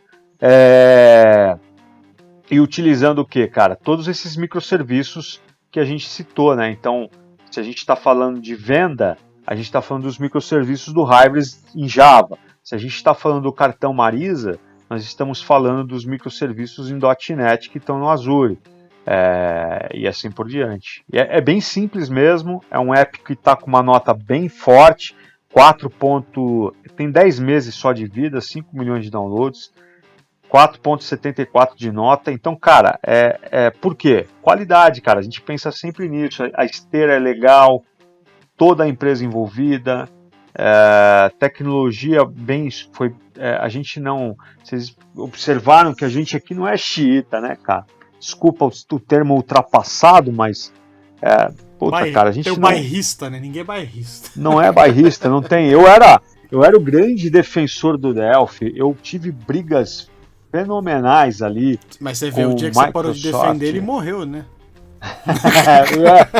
Honestamente, eu não sei como ele tá, cara, mas... Agora os caras do Delphi xingando, eu tenho o Delphi Net, aqui o Delphi Mobile. Você sabe que às vezes, assim, cara, eu já vi em grupo de tecnologia, tem muita gente ainda arraigada em Delphi e VB6, né? Chega ao ponto aí, a gente não vai citar nomes, né, Bertuzzi, Seco, mas a gente conhece pessoas assim que... É uma pessoa que vocês conhecem, né? O cara chegou assim para mim e falou: mas vocês como MVPs têm obrigação de falar para a Microsoft que ela tem que dar mais atenção pro VB. Aí eu zoei o cara, eu falei: olha, se eu puder eu dou feedback ao contrário disso. Pô, cara, tem que evoluir, né? Eu acho que desde a contratação do Anders, quando tiveram a estrutura, eu acompanhei essa contratação. O Anders é o gênio do negócio, né, cara? Ele saiu quando contrataram a peso de ouro, era Emprise ainda, que era Borland, que passou a ser Emprise, depois voltou a ser Borland, enfim. Aí o Anders, quando foi contratado, ele deixou bem claro pro Bill, falou o seguinte: olha, eu não vim aqui para construir uma nova linguagem de programação ou um simples framework. Eu vim construir o que será, né, os próximos anos da Microsoft. Eu vou criar uma estrutura onde a Microsoft vai construir toda a sua plataforma em cima dela. Então o cara já tinha essa visão lá atrás. Eu não sei nem se o maluco já deve estar com, sei lá, uns 900 anos, o Anders, e ele é um cara muito discreto, então ele não tem um destaque, né, cara? Mas ele é um grande responsável. Quem, claro, tem um grande... É o Satya, que, promoveu uma mudança absurda na Microsoft. Mas tem que evoluir. Tecnologia, a própria Microsoft ensina isso para vocês, para nós todos aqui. Cara, ele não tem mais barreira, acabou, né? A própria Microsoft tira barato eu lembro que eu tava num Summit, acho que em 2008... O Bill tava passando o chapéu, acho que foi 2008. Ele tava passando o chapéu na época, pro Ballmer, né? Steve Ballmer. E o Ballmer, naquele jeitão louco dele lá. Eu lembro muito bem, cara, que o Ballmer contou uma piada interna muito legal, onde ele disse o seguinte, né, cara, que a galera da Microsoft ali, dos prédios de Redmond, todos vocês devem ter ido para lá já, né? Então, só para se situar aqui, nos prédios ali de Redmond e tal, foi que a galera, cara, na hora do almoço, tinha aquela famosa piada: porra, vamos almoçar? Vamos. Tá bom. Onde? Adivinha o navegador, o buscador que os caras abriam? O Google, né, cara? O Google. E aí o Ballmer falou assim: ó, vou confessar para vocês, eu tô colocando na cabeça de vocês, no ano que vem. Então, por isso que eu não lembro se era 2008 ou 2009, mas enfim, no ano que vem eu quero vocês aqui e quero ouvir honestamente. Então, por quê? Porque naquela hora ele falou assim: quem usa o Bing aqui? Cara, teve uma enxurrada de gente falando que usava o Bing. Aí foi quando ele contou a piada para descontrair e falou assim: ó, vou fazer novamente a pergunta e sejam sinceros. Quem usa o Bing aqui? Cara, tinha uma japonesada de um lado ali, uns 10 caras, uns gatos pingados, mais uns 3 indianos puxa-saco, e nenhum brasa, né, cara? Aí o cara falou assim: essa honestidade que eu queria, é isso que eu quero ouvir, essa honestidade, mas o ano seguinte eu quero vocês aqui, todos usando o Bing. Nós aqui sabemos que o Google é muito melhor que a nossa ferramenta. Então, cara, naquela época, o Ballmer já tirava uma onda da própria ferramenta. Falava que o Bing era uma merda, puta, cara, sempre mandava pro mesmo restaurante. E aí chegou em 2021 e o pessoal continua usando o Google. Bom, para fechar... 10, 15 anos depois, né? Mas é interessante, né? Porque você falou do Ballmer e do Satya, né? O Ballmer teve uma época que ele teve um posicionamento bastante radical contra Linux e open source, né? Ele era E louco. assim, você veio de Delphi, depois foi para .NET, tipo, Eu fui pra Java, eu dava aula na faz... Sun, cara. Eu dei aula de Java na Sun, puta. Depois, na hora que eu comprou, não acreditei mais. Fui para o Léo Tolomelli, acho que vocês pegaram um pouco do Tolomelli, na época do Tolomelli. O Léo Tolomelli que me levou pro mundo do .NET, né? Mas assim, é interessante que ninguém imaginava, né? O pessoal que veio de Delphi, VB6, né? Depois acabou indo para .NET, teve bastante gente que acabou indo para outro lado, indo para Java. Ninguém imaginava que a Microsoft ia abraçar o Linux e tecnologias open source da forma como abraçou, né? Na verdade, o .NET você tinha projetos open source, mas você pegava empresa, falava para uma empresa, open source com Microsoft, não tem nada a ver, né? Alguma coisa do tipo, né? E depois teve toda essa reviravolta, acho que na prática foi um ganho, né? E até você falou que tem muito Java também na Marisa, né? Eu não sei se vocês têm aplicações Java no Azure, mas tem grandes empresas aqui no Brasil mesmo que usam Java no Azure, né? Não, cara, a gente tem sim. Tem algumas coisas rodando, não o grande pacote, mas tem. Mesmo porque a gente quer expandir cada vez mais a parceria ali, quer utilizar cada vez mais o pacote de serviços que a Microsoft tem oferecido, e a gente tem visto a evolução, a gente tem acompanhado com uma lupa bem grande, claro, porque a gente sabe bem que a Microsoft, assim como todas as demais grandes, testam muito aí cenários, hipóteses, e a gente não quer simplesmente ser cobaia, então a gente tem feito a migração aos poucos, tem entendido, e a gente, como eu disse, cara, a gente não casou com ninguém ali. Então AWS, o Azure, estamos testando agora o Google, eu gosto muito da trinquinha aí, né, o Elasticsearch, a gente gosta bastante, tem coisas que a gente quer trabalhar ali com essa trinca, né, que é o Elastic, o Kibana e o Logstash, né? Estamos experimentando, cara. Assim, a gente não tem barreira. A gente quer criar. Eu sei que aqui a gente tem conversa para 5 dias, 10 dias, um ano, mas uma das coisas que eu acabei não citando, mas que seria legal, tá? Que a gente até falou da pauta que era vocês desenvolvem muita coisa em casa, vocês aceleram. Cara, hoje a gente tem que ter um olhar de negócio. Então, cara, se faz sentido eu desenvolver dentro de casa uma determinada tecnologia, cara, eu vou desenvolver. Por exemplo, por que eu devo desenvolver reconhecimento facial dentro de casa se tem uma série de empresas que já fizeram isso, que me oferecem de um custo extremamente baixo, e vão cuidar para mim de uma maneira tal, segurança, parte de segurança e tudo mais, que eu não vou me preocupar, eu não preciso colocar pessoas do meu lado aqui para cuidar disso.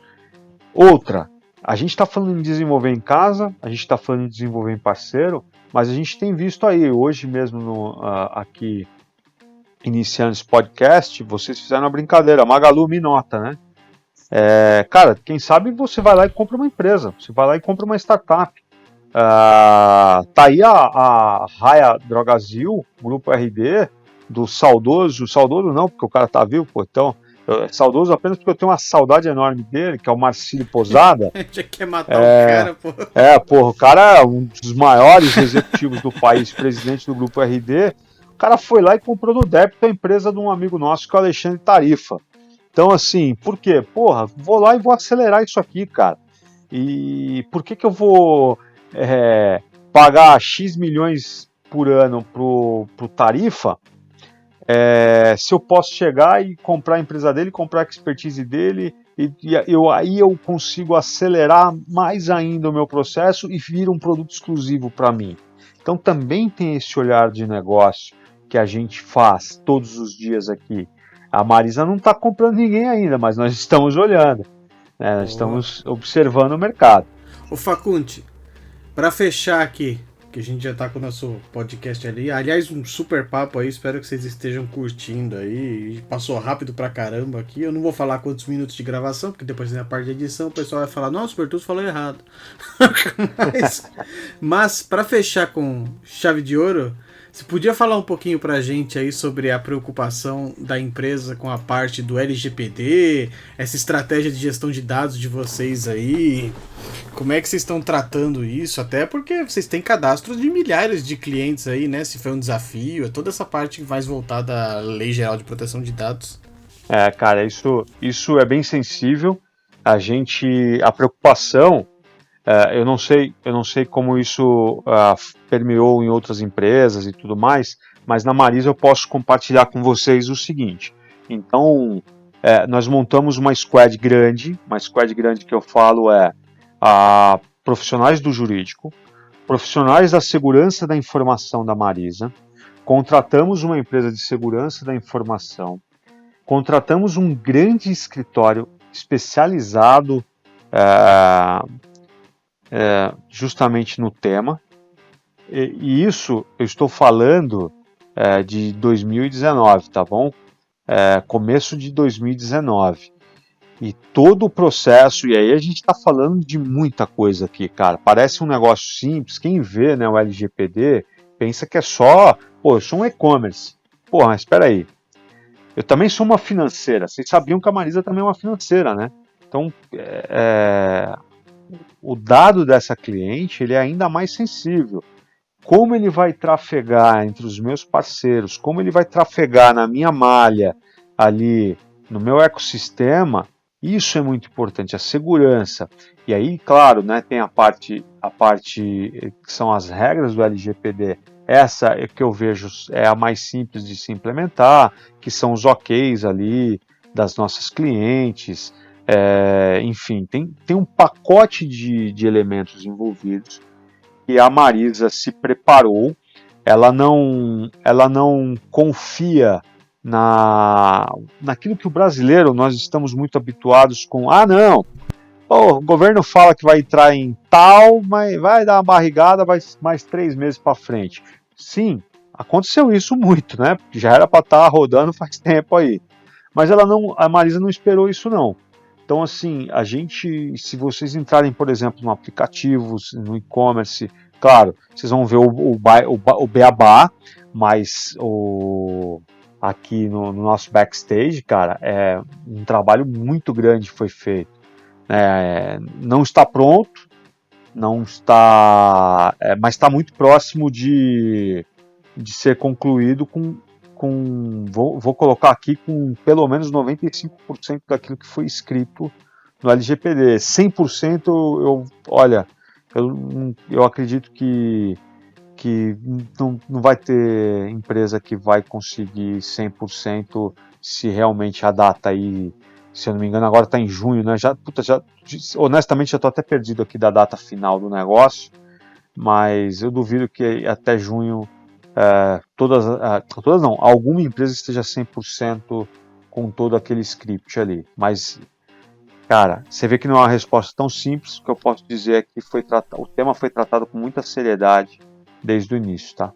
Sim, e até não é uma resposta fácil, porque foi tão adiado, tão discutido, foi para um lado, foi para o outro, e a gente entende que, tipo, uma empresa com tantos braços para se preocupar, braço financeiro, braço do próprio e-commerce, dos dados que se colocam no e-commerce, que você tem outros cartão, fidelidade e tudo mais, então você tem uma ramificação muito grande para você ajustar tudo para LGPD, né? Tipo, eu nem consigo imaginar o esforço necessário para fazer tudo isso.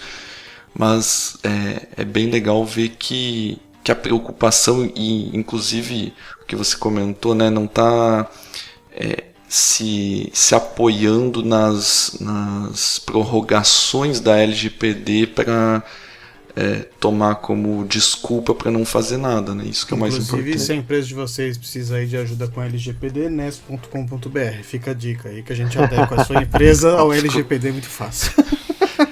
Fica o jabá, né? Fica o jabá. Show de bola, cara.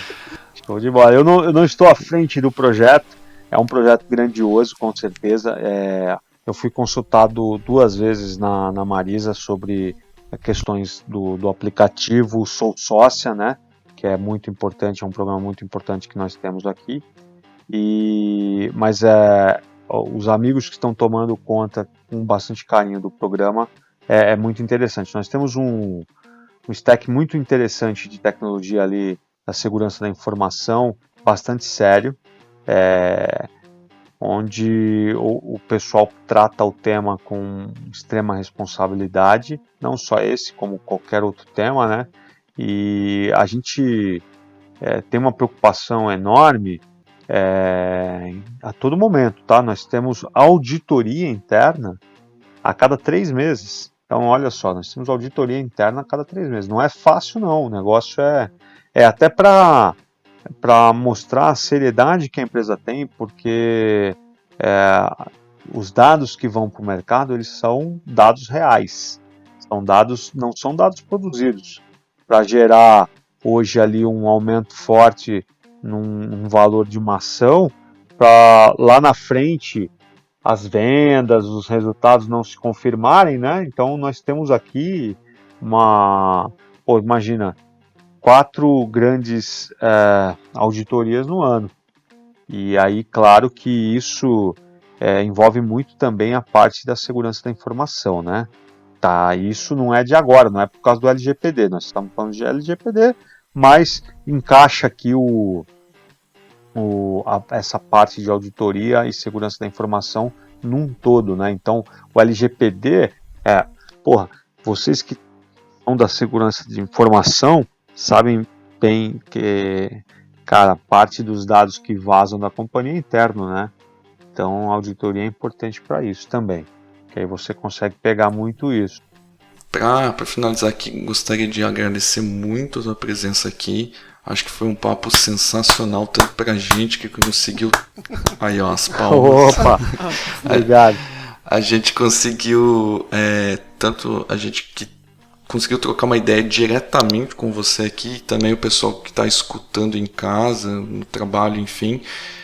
Uma aula aí de tecnologia aliada a negócios, que é um mix que é muito importante e é difícil ver profissionais que têm esse balanço entre tecnologia e negócio. Às vezes a gente vê o pessoal ou muito técnico ou só de negócio, então ter esse mix aí e poder passar para o pessoal é muito bacana. Então muito obrigado pela presença. Ô André, legal, cara. Eu fico em choque porque, como foi muito além do time, isso vai se tornar uma série. Esse podcast aqui vai ser tipo um pouquinho mais pesado que a série do Doctor Who, né, em volume de horas. E aí, caras, eu não sei, acredito que a audiência vai ser baixa, vai ter 2 caras, minha esposa e minha filha, que vão ouvir depois. É por conta desse tempo. Eu peço desculpas aqui para quem chegar até aqui, esses quase 2 horas de podcast. Primeiro que vocês são heróis de ouvir as minhas barbaridades aqui. E segundo que, é muito legal dividir com todos vocês aqui um pouquinho do que a gente tem feito e com bastante seriedade. E assim, a gente tem estudado muito o mercado, a ciência, é o comportamento humano. Eu acho que todos nós aqui temos esse papel. E vocês têm feito esse papel muito, muito bem feito, de primeiro transmitir conhecimento para o próximo. Segundo que para transmitir conhecimento para o próximo, você tem que estudar muito bem o comportamento, entender, ouvir, e vocês têm feito isso, cara. Parabéns aí pelo espaço que vocês dão a todos, como vocês conseguem compartilhar conhecimento. Isso é muito nobre, guardem isso. E aqui não quer dizer, o cara é MVP, o cara não é isso ou é aquilo. Não. estão transmitindo conhecimento, pô. Fantástico isso aí. Isso é impagável, independente do título. É isso aí, tamo junto. Bom, pessoal, então para finalizar aqui, gostaria de pedir para vocês que ouviram esse podcast, deixar os feedbacks de vocês aí nos comentários do post. Lembrando que os nossos podcasts acontecem e são disponibilizados no devshow.com.br e também em todos os agregadores e plataformas de podcast como Spotify, Deezer, iTunes e no seu app de podcast favorito. Mais uma vez, espero que vocês tenham gostado e nós nos vemos no próximo episódio. Valeu, pessoal! Valeu, gente. Obrigado. Valeu, pessoal. Abraço. Valeu, pessoal. Até mais. Valeu, galera. Falou!